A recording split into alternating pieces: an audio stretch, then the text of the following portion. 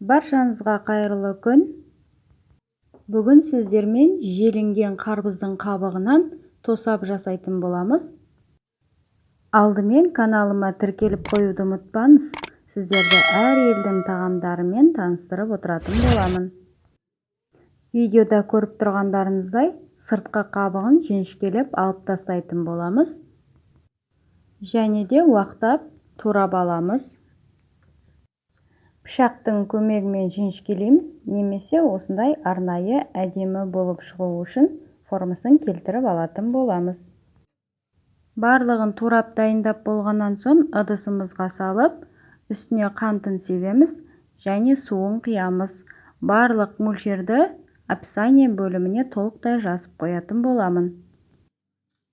Енді оның бетін жауып, 1 сағаттың көлемінде суы қайтқанша қайнатып алатын боламыз. Мінекей біздің тосабымыз дайын. Ас болсын баршаңызға.